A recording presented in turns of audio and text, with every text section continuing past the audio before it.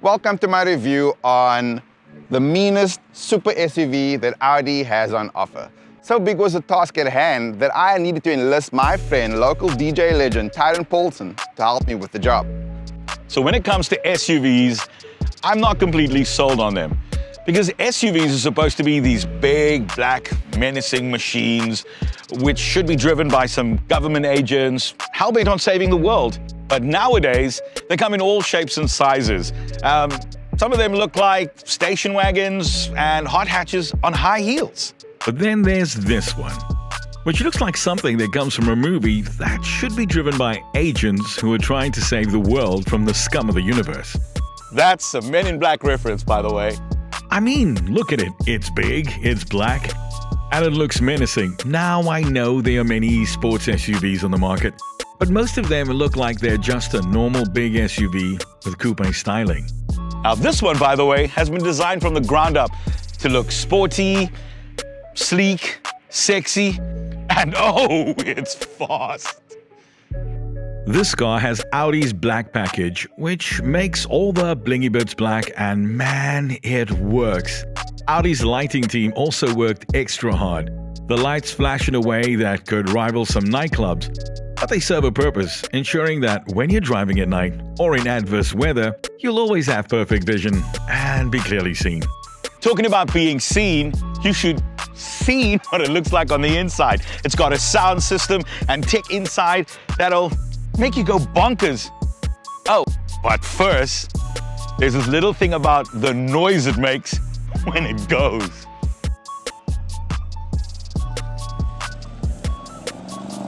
And we won't abandon the movie references just yet. I like to call this car the Dark Knight. No, not because it looks like Batman's weekend ride, rather because of that Hans Zimmer soundtrack. You know the movie trailer knows I'm talking about, right?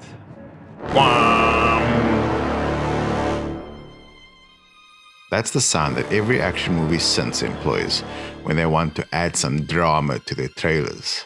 This car has that. And what's best is you can control how intense it is with the pedal on the right. What does it do? Well, besides catapulting you into the horizon, it also revs up that 8-cylinder orchestra under the steeply raked black bonnet. I refer to the bi-turbo 4-liter V8, good for a gratuitous 441 kilowatts of power and 800 newton meters of torque. To put that into perspective, the Lamborghini Urus that I drove last year, essentially this car's half-sister, that was just 0.2 seconds quicker from 0 to 100 km an hour. And that has got 37 kilowatts more. So forget half-sister. These are non-identical twins. Naturally, it comes with a bunch of driving modes such as Eco and Comfort. But if it's all the same with you, I'm just going to leave it in Dynamic. It's the best way to appreciate all that grunt, all the noise, and all that drama. It's got a top speed of 250 km an hour. Unless, like this test car, it's equipped with the driver's package. It's optional, but it does mean you get to go to 280 km an hour. On a racetrack, of course. Gear changes can be operated with the paddles behind the steering wheel, but you're not going to do a better job than its AI brain. So I tend to let the RSQ8 take care of it while I hang on for dear life.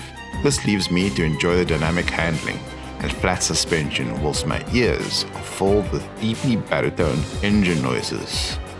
Which brings me rather neatly to that other premium soundtrack, also on offer in this very well-appointed cabin. Inside, the black theme continues, and wow, it definitely looks like you're in the cockpit of the Starship Enterprise.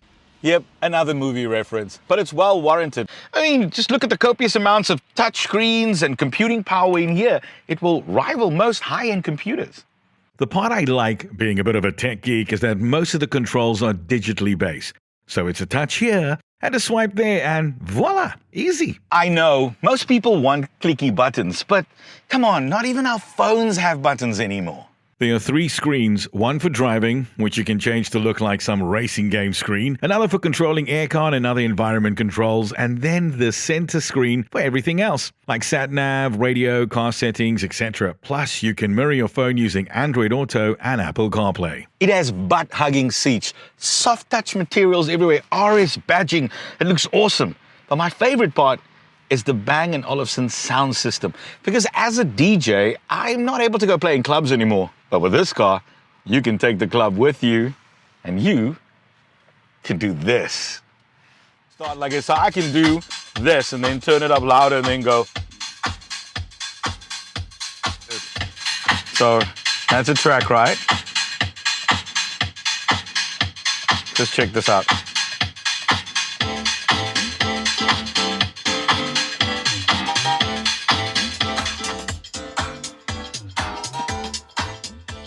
Woo!